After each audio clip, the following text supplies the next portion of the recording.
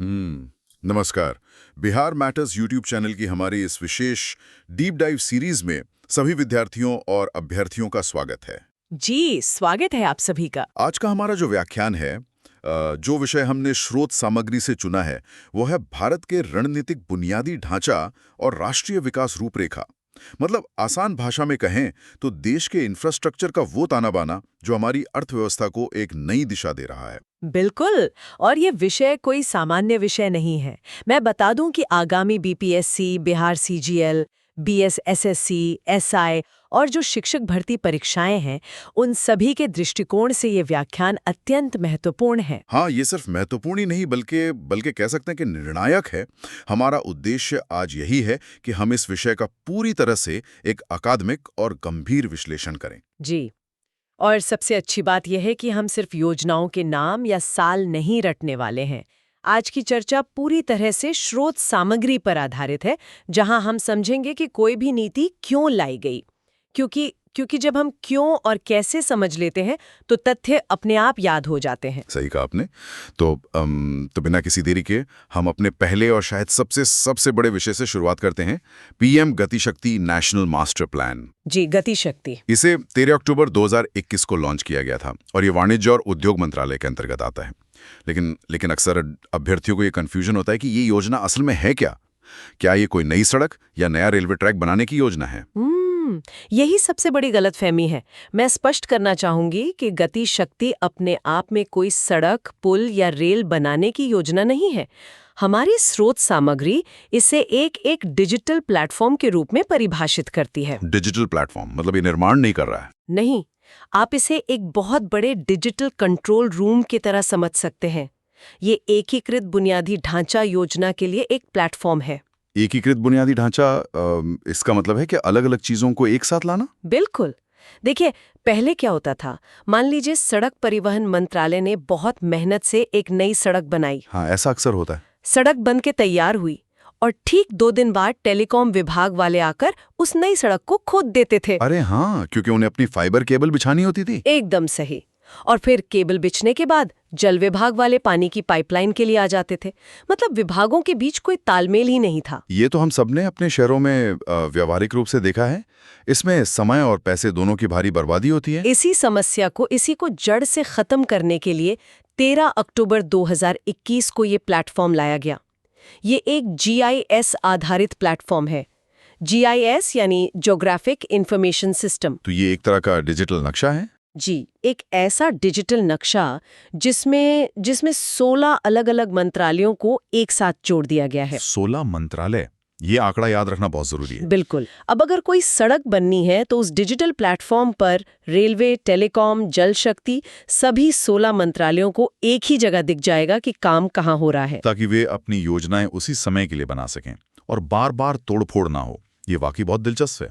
स्रोत में एक और बहुत भारी कीवर्ड है, मल्टी मॉडल कनेक्टिविटी। हाँ, मल्टी मॉडल कनेक्टिविटी। जहां तक मैं समझ पा रहा हूं, इसका मतलब है परिवहन के अलग-अलग माध्यमों को आपस में जोड़ना।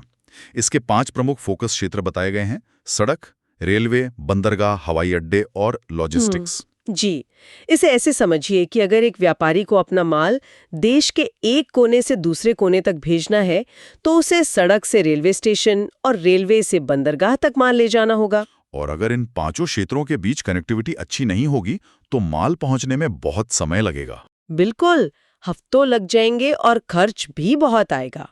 गति शक्ति इसी मल्टीमोडल या बहुआयामी संपर्क को आसान बनाती है। अभ्यर्थियों को परीक्षा के लिए वाणिज्य मंत्रालय 2021 का वर्ष और 16 मंत्रालयों के एकीकरण का तथ्य हमेशा याद रखना चाहिए। बहुत ही स्पष्ट व्याख्या। तो ये तो हो गया हमारा डिजिटल मास्टरमाइंड। अब इस डिजिटल दुनिया से जमीन पर आते हैं। हमारी सूची का दूसरा बड़ा विषय है भारतमाला परियोजना। भारतमाला, जी। इसे 2017 में लॉन्च किया गया था।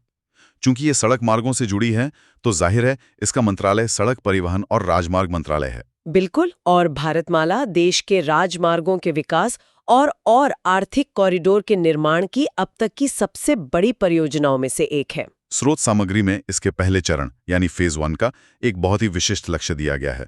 यह आंकड़ा परीक्षा में सीधे पूछा जा सकता है। लगभग 34,800 किलोमीटर राजमार्गों का निर्माण। 34,800 किलोमीटर? ये आंकड़ा सच में विशाल है। लेकिन मैं यहाँ स्रोत में देख रहा हूँ कि इसके फोकस क्षेत्र सिर्फ बड़े शहरों को जोड़ना नहीं है। इसमें मुख्य रूप से सीमावर्ती सड़कें, तटीय सड़कें और आर्थिक गलियारे शामिल हैं। यही भारतमाला की असली खासियत है। देखिए, हमने शहरों को जोड़ने वाले हाईवे तो बहुत बनाए, लेकिन हमारी सीमाओं तक सेना और रसद पहुंचाने के लिए सीमावर्ती सड़कों यानी बॉर्डर रोड्स की बहुत जरूरत थी। और तटीय सड़कें भी। जी, भारत की जो विशाल तटरेखा है उसके किनारे किनारे सड़कें बनाना ताकि बंदरगाहों तक पहुंच आसान हो सके। और सबसे महत्वपूर्ण है आर्थिक गलियारे या इकोनॉमिक कॉरिडोर्स। ये आर्थिक गलियारे क्या होते हैं? ये ऐसे हाईवे हैं जो सीधे औद्योगिक शहरों को जोड़ते हैं ताकि फैक्ट्रियों से माल सीधे बाजार या बंदरगाह तक बहुत तेजी से पहुंच सके। अच्छा, तो जमीन पर भारतमाला से हमने आर्थिक गलियारे और तटीय सड़कें बिछा दी, लेकिन भारत के पास इतनी लंबी समुद्री तटरेखा है, उसका पूरा इस्तेमाल कैसे हो? यहीं से हमारी तीसरी योजना जुड़ती है, सागरमाला कार्यक्रम। सागरमाला ये भारतमाला से 2 साल पहले आई थी। हाँ, 2015 में से लॉन्च किया गया था और ये बंदरगाह, पोत परिवहन और जलमार्ग मंत्रालय के अधीन है। भारतमाला और सागरमाला के बीच का ये अंतर ये अभ्यर्थियों को बिल्कुल स्पष्ट होना चाहिए। बिल्कुल, भारतमाला राजमार्गों के लिए है, जबकि सागरमाला का पूरा फोकस बंदरगाह आधारित विकास पर है, जिसे हम पोर्ट लेड डेवलपमेंट कहते हैं। ये बंदरगाह आधारित विकास थोड़ा तकनीकी लगता है। स्रोत में इसके 3 प्रमुख घटक हैं: बंदरगाहों का आधुनिकीकरण, कनेक्टिविटी बढ़ाना और तटीय आर्थिक क्षेत्रों का निर्माण। जी, इसे एक बहुत ही व्यवहारिक उदाहरण से समझते हैं। हाँ। मान लीजिए बिहार के किसी शहर में एक फैक्ट्री है जो कपड़े बनाती है और उसे अपना माल विदेश भेजना है। ठीक है। पहले कच्चा माल ट्रेन या ट्रक से फैक्ट्री आएगा जी। फिर कपड़ा बनकर वापस ट्रक से मुंबई या कोलकाता के बंदरगाह तक जाएगा। इसमें तो परिवहन का खर्च बहुत ज्यादा हो जाएगा। बिल्कुल, और इसी वजह से विदेशी बाजार में हमारा सामान महंगा हो जाता है। सागरमाला का विचार ये है कि हम सिर्फ बंदरगाहों में बड़ी मशीनें ही न लगाएं, बल्कि बंदरगाह के ठीक पास ही तटीय आर्थिक क्षेत्र बना दें, कोस्टल इकोनॉमिक जोन्स। मैं समझ गया, यानी फैक्ट्रियां बंदरगाह के बिल्कुल पास ही लगा दी जाएं। एकदम सही। अगर फैक्ट्री बंदरगाह के किनारे ही होगी तो कच्चा माल सीधे फैक्ट्री में आएगा और बना हुआ माल सीधे जहाज पर लद जाएगा। इससे लॉजिस्टिक्स का खर्च तो आधा रह जाएगा। यही है तटीय आर्थिक क्षेत्रों का मुख्य उद्देश्य। 2015 की सागरमाला योजना इसी विजन को साकार कर रही है। ये तो बहुत ही शानदार विजन है। तो हमने सड़कों की बात कर ली और समंदर की बात कर ली, अब आसमान की तरफ देखते हैं। हमारा चौथा विषय है उड़ान योजना, UDAN, उड़े देश का आम नागरिक। उड़ान योजना ये 2016 में आई थी। जी, नागरिक उड्डयन मंत्रालय द्वारा। शोध के अनुसार इसका मुख्य उद्देश्य क्षेत्रीय कनेक्टिविटी योजना है, रीजनल कनेक्टिविटी स्कीम। क्षेत्रीय कनेक्टिविटी का सीधा मतलब है देश के छोटे शहरों को हवाई मार्ग से जोड़ना, Tier 2 और Tier 3 शहरों को। क्योंकि पहले तो उड़ानें सिर्फ दिल्ली, मुंबई या बैंगलोर के बीच ही सीमित थीं। बिल्कुल, उड़ान योजना ने ही दरभंगा, देवघर या झारसुगुड़ा जैसे छोटे शहरों के हवाई अड्डों को सक्रिय किया। लेकिन यहाँ स्रोत में एक तकनीकी शब्द है जो परीक्षा के लिए बहुत जरूरी है, वायबिलिटी गैप फंडिंग या VGF। हाँ, VGF बहुत महत्वपूर्ण है। उड़ान योजना सस्ती हवाई यात्रा सुनिश्चित करती है और इसके लिए इसी VGF का प्रावधान किया गया है। मैं जानना चाहूंगा कि ये काम कैसे करता है। इसे समझना काफी आसान है। मान लीजिए कोई एयरलाइन किसी छोटे शहर से नई उड़ान शुरू करना चाहती है, लेकिन उसे डर है कि शुरुआत में शायद पूरे यात्री ना मिले, आधी सीटें खाली रह जाएं तो उन्हें भारी घाटा होगा। सरकार उस एयरलाइन से कहती है कि आप उड़ान शुरू कीजिए, टिकट का दाम आम नागरिक के लिए कम रखिए, जो सीटें खाली रह जाएंगी और आपको जो आर्थिक घाटा या गैप होगा उसकी भरपाई हम करेंगे। वाह, यानी सरकार उस नुकसान की फंडिंग करती है ताकि वो नया रूट चालू हो सके। जी, यही VGF या वायबिलिटी गैप फंडिंग है। इसी की वजह से आज छोटे शहरों से सस्ती उड़ानें संभव हो पाई हैं। अभ्यर्थियों को यह कीवर्ड 2016 का वर्ष और क्षेत्रीय कनेक्टिविटी को जोड़कर याद रखना चाहिए। ये बहुत ही स्पष्ट हो गया। तो परिवहन के तीनों माध्यम हमारे सामने हैं। लेकिन ये रास्ते हमें ले कहाँ जा रहे हैं? शहरों की ओर। बिल्कुल, शहरी विकास की ओर। और यहीं से हमारे बुनियादी ढांचे का अगला पड़ाव शुरू होता है। 2015 में एक साथ 2 बहुत ही महत्वपूर्ण योजनाएं लॉन्च हुई। पहली है स्मार्ट सिटीज मिशन और दूसरी है अमृत योजना, AMRUT। दोनों ही 2015 में आई और दोनों का मंत्रालय भी एक ही है, आवास और शहरी मामलों का मंत्रालय, यानी महुआ। चूंकि दोनों का वर्ष और मंत्रालय समान है, इसलिए परीक्षाओं में अक्सर इन दोनों के बीच का बारीक अंतर पूछ लिया जाता है। सही कहा।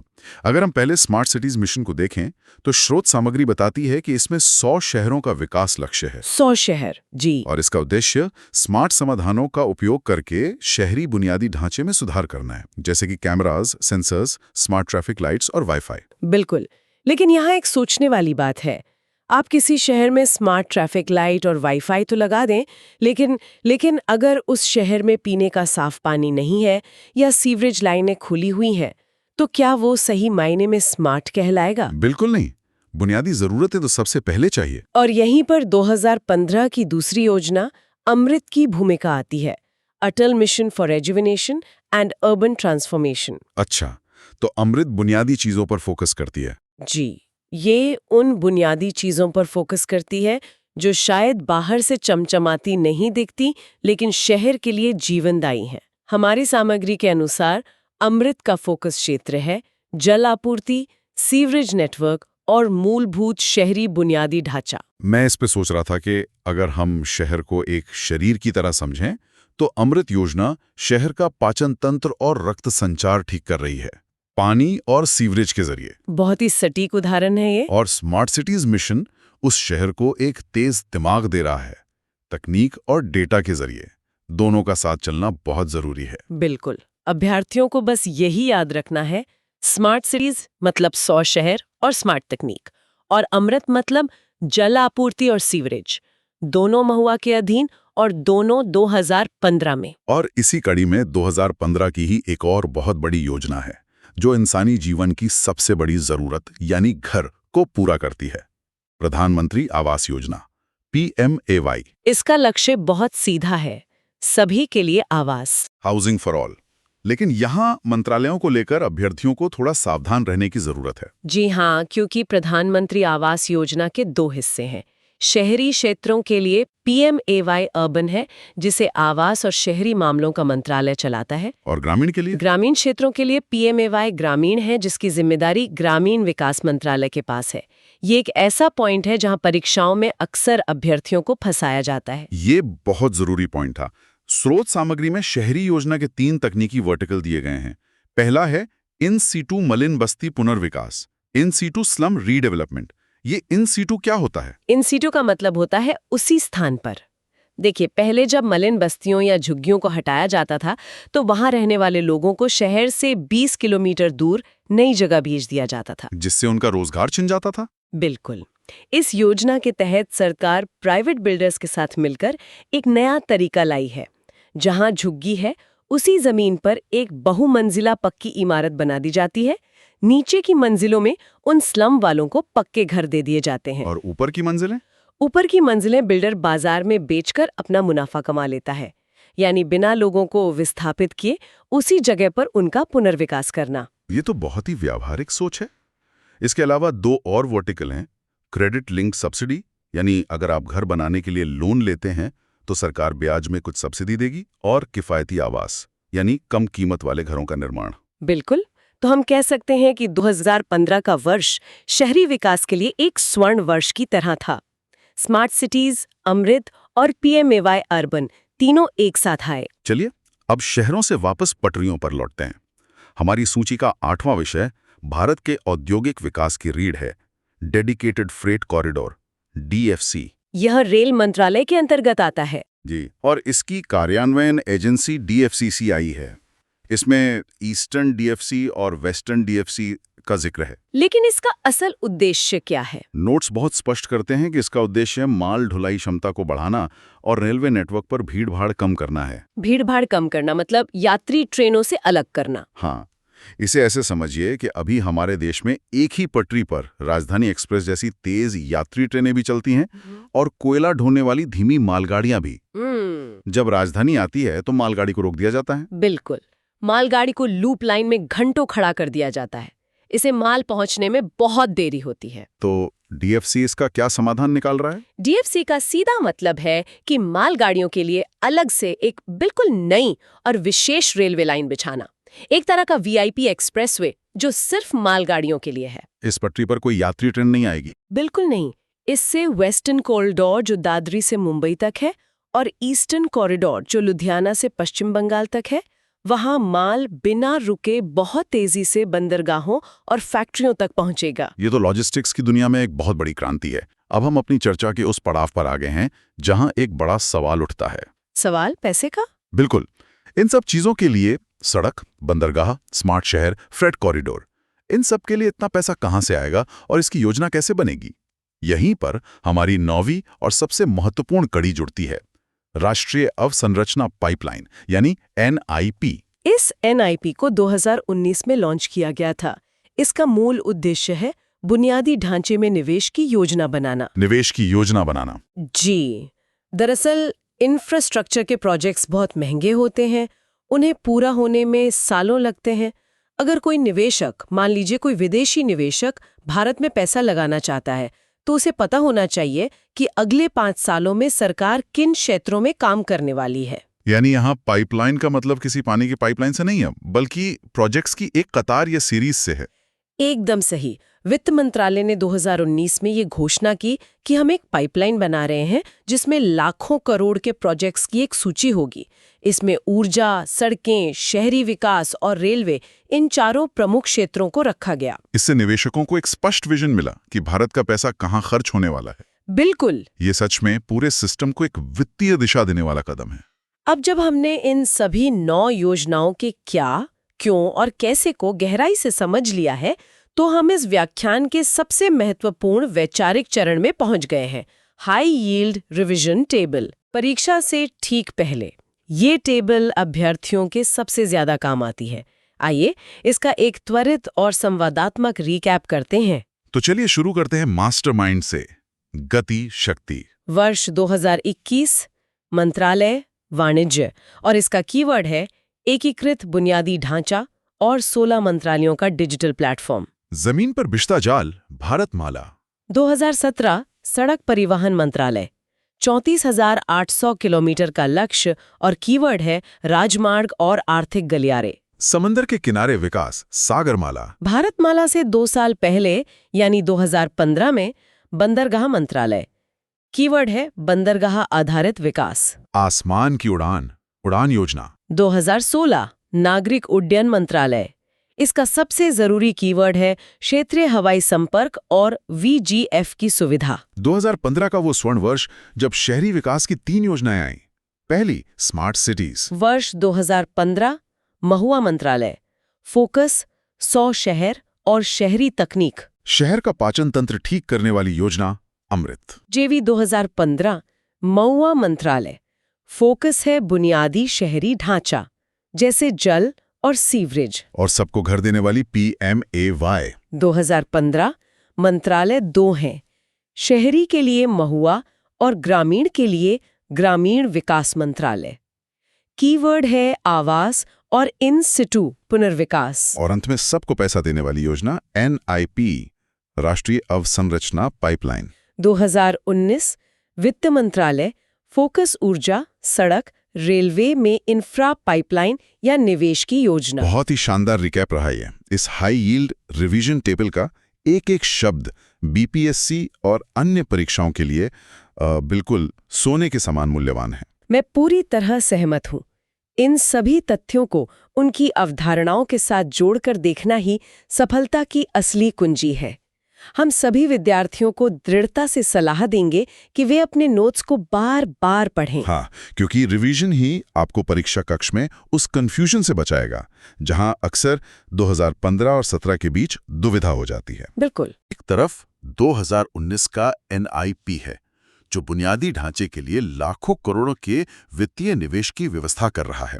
जी। और दूसरी तरफ 2021 का PM गति शक्ति प्लेटफॉर्म है, जो उन 16 मंत्रालयों को एक साथ लाकर उस पैसे को सही तरीके से बिना बर्बादी के खर्च करने की डिजिटल ताकत दे रहा है।